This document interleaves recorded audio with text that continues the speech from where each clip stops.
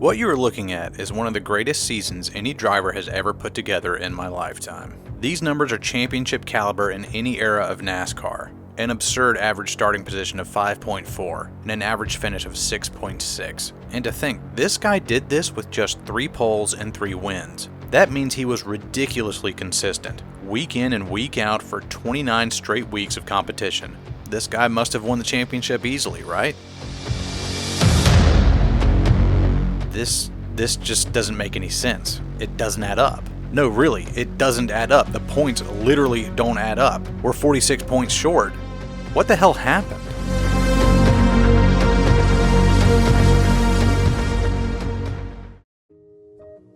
This is going to be part 1 of an ongoing series that I'm going to call the Mark Martin Apologetics Tour, where I go over all 5 of Mark Martin's championship runner-up seasons. I don't know when the successive parts are going to come out. I don't really have a timetable in mind because this series exists solely for my own benefit, and you're just along for the ride, so welcome aboard. The point of this series isn't to poke fun at anybody or open up old wounds. It is merely a series meant to show the average NASCAR fan or passerby what it was like being a fan of the man that most people know as the greatest driver to never wear the crown. And whether you agree with that distinction or not, by the time this series wraps up, even if Mark Martin isn't your favorite race car driver of all time, I hope you will agree with me that he is NASCAR's greatest protagonist. No man was so beloved by so many people, fans and drivers alike. So, let's get into it.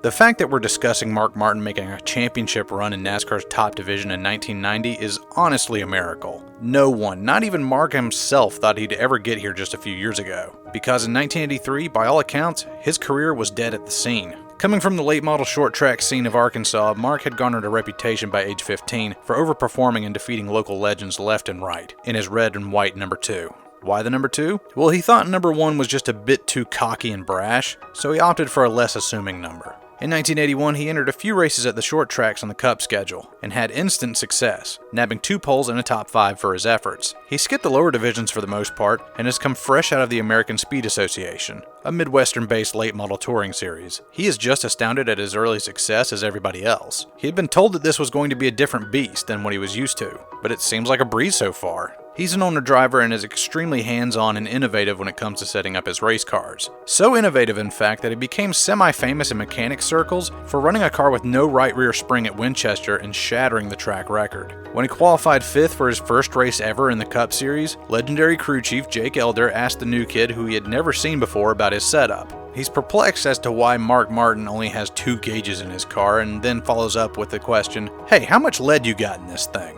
Typically, most cars run about 150 pounds of left side ballast to help the cars turn better. But Mark, who ran absurd outside-the-box setups, just shrugs and says, "I don't know, about 400 pounds I think?" Jake Elder just laughs and walks away. Later at his shop, Mark's tearing down his car getting it ready for the next race, and discovers he wasn't running 400 pounds of ballast, it was 600 pounds. Mark's got a lot on his plate as he sets out to go full-time in 1982, but he's taking advantage of a model change from the 1981 season. The wheelbases and tread widths were shortened, and the cars were more compact and harder to drive. And nobody has these things fully figured out yet. He also has a sponsorship lined up with Apache Stove, who promises $50,000 throughout the year. But as the first few races come and go, Apache Stove goes bankrupt, and Mark never got a dime. By the end of the year, Mark is broke, and a late season collapse means that he didn't even win the Rookie of the Year title. He sells off everything he has left in 1983 to settle his debts, and takes a ride with JD Stacy, who is gaining a reputation as a huckster and an unscrupulous car owner. JD eventually ousts Mark for poor performance, but his numbers were fairly solid and his DNFs were usually caused by equipment failures. Mark floundered around driving for a few different teams, but by the end of the season he's fed up and quits his dreams of being a NASCAR star. Mark had sold everything to get his Cup program off the ground, and all of his ASA equipment was gone. He wants to drop back and race in the ASA series again. And during his heyday in that series, there was a program available where drivers with a lot of clout and talent could get free cars from constructors up front and work out payments through winnings and sponsors later. Mark calls up his old partner Ray Dillon in North Liberty, Indiana for a ride. Ray seems confused on the phone, and then eventually tells Mark, the days of free cars are over. Mark Martin will have to completely restart his entire racing career from scratch. Mark had taken the chance moving up to the Cup Series on the assumption that he would always be able to go back, but now, even that opportunity's gone. This will be a complete reset of his career.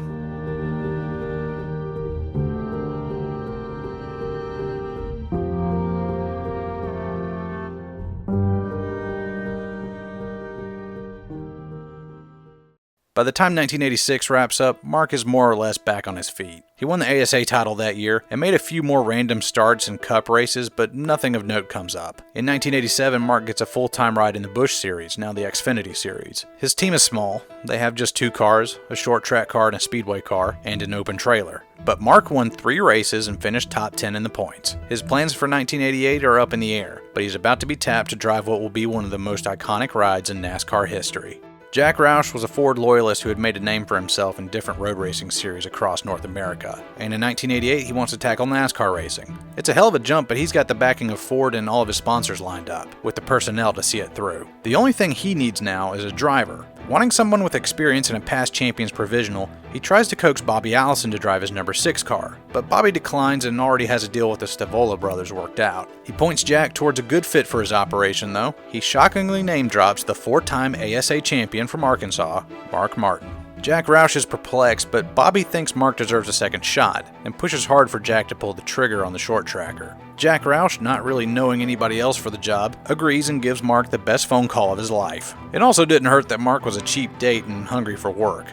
First chances are rare in this line of work, and second chances are even rarer still. But Mark rises from the ashes and goes full-time in 1988, driving the Stroh's Light number 6 Ford Thunderbird. They kinda sucked, but hey, it was a new team, they're trying to get their sea legs underneath them. They were fairly fast but horrendously inconsistent. They did manage to nab a pole that year despite an average finishing position of 19th. They were mostly known for blowing a lot of engines, and I mean a lot of engines. For most teams, a blown motor or two could end the whole operation, especially for a young startup. But Jack Roush has deep pockets and a penchant for horsepower, so he keeps his nose to the grindstone and orders the team to go full speed ahead. They have 10 DNFs on the year, 4 of which were engine failures, and they would also fail to finish the last 3 races in a row. In 1989, they go back to the drawing board, and holy shit does it pay off. 6 poles, 14 top 5s, only 3 engine failures this time and 4 DNFs overall, but the biggest triumph? Win number 1 for an Arkansas kid with a new lease on life, who everybody except Bobby Allison had written off. 7 years ago it was unthinkable that he'd ever get to this point, but now it seems inevitable that the young man will go on to do great things. He finishes the year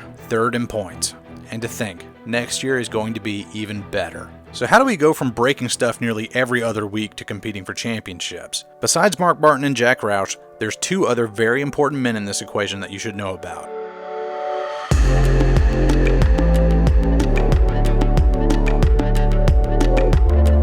Steve Meal was essentially the general manager of the team, who helped Jack Roush put all the necessary pieces in place. He has a substantial body of work in the upstate New York racing scene, and he brings in his childhood friend Robin Pemberton to crew chief the car. The two had great chemistry together, and not only that, but they knew what they were doing. They pretty much call all of the shots and have Jack sign the checks to get the necessary funds to see it through. After a forgettable Daytona 500, the team packs up for the freezing cold Richmond Fairgrounds and runs 3rd pretty much all day. A late caution after a long green flag stint forces everybody to pit, and Pemberton makes the call to go for right side tires only, so Mark can restart up front, thinking that this would secure an extra 5 bonus points for leading a lap. At worst, Mark would get swallowed up by Dale and Rusty and would still end up finishing 3rd. But that didn't happen. Mark muscles the car around the track, puts some distance between himself and 2nd, and wins race number 2 of his career. This would go on to be a trend for his 1990 campaign. They're playing it safe for points, and wins more or less just kind of fall in their lap. They are opportunists. They're not going out there just to kick faces in and make a statement. This strategy worked for the likes of Lee Petty and Bob Wellborn in the early days, and for Alan Prost in F1, so why not them too? However, in the tech shed after the race, Richard Childress is with a NASCAR official and is pointing at something on the number 6 car's motor. Eventually, the official makes the call, an illegal carburetor spacer that would cost the team $40,000 and 46 points, the equivalent to finishing a lap down.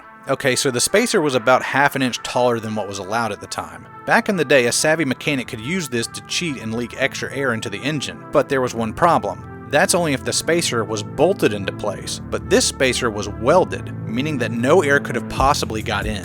Plus, the team had been running the taller spacer since last year, and had never been bought for it before. And even after they tested it, the extra height never produced any extra horsepower. It was just easier to build that way. They had essentially been penalized for a gray area rule that had never been enforced before. Pemberton and Meal protest the penalty and want it reduced at the very least. But Senior Vice President of Operations of NASCAR, Les Richter, upholds the decision and says to the Roush team, if you lose this championship, you had best lose it by more than 46 points. Benny Parsons the next week has some choice words for the harsh penalty. They fined him $40,000 and 46 points. I mean, that's like hanging a guy for shoplifting. Even still, the Roushketeers have 27 races still left to run and plenty of time to make up the deficit. They drop a cylinder at Rockingham the next week and finish 26th with a DNF, but bounce right back at Atlanta with a top 5 and never have another DNF all season. Their worst finish from here on out will be 14th. They will finish outside the top 10 just 4 times. At week 12 in Sonoma, they finish second and take the points lead. They'd hold on to it until week 27. They get their second win of the year at Michigan, and in September they take a rare opportunity to pounce on the man in second, Dale Earnhardt, and Mark wins a dogfight with the Intimidator to pad out its points lead just a little bit more. Dale Earnhardt has had to claw his way up the points all year, and by the halfway point he is finally in second. Sometimes he is just as little as 1 point back of Mark, but a poor finish is always right around the corner for him. He makes up for it by winning 9 races on the season compared to Mark's 3, and Dale's average finish is a respectable 8.0. But late in the year at the second to last race, Dale wins at Phoenix and finishes just a few spots ahead of Mark in the finale at Atlanta to win the Cup. The margin of victory? Just 26 points. Les Richter's words just seem all the more ominous now. But Mark, even to this day, doesn't see it that way. They had all year to make up for that penalty and couldn't get those few extra points. There were opportunities here and there that they didn't take, and eventually all those few little points scattered across the season would come back to bite them. Even still, the team believes they can get one of these championships eventually. No need to get down in the dumps now. At the time, this was just Dale's 4th championship ever. Eventually, he'd go on to be arguably the greatest driver of his era, if not of all time. With just 76 wins in total under his belt, he nabbed 7 championships in 14 years. And for his final Cup, he will have to do battle with the Arkansas Kid just one more time. Surely with so much success in such a short period, Roush's merry band of men could pull off the upset if given a second opportunity, right? Up next, Trouble in Paradise delays the inevitable.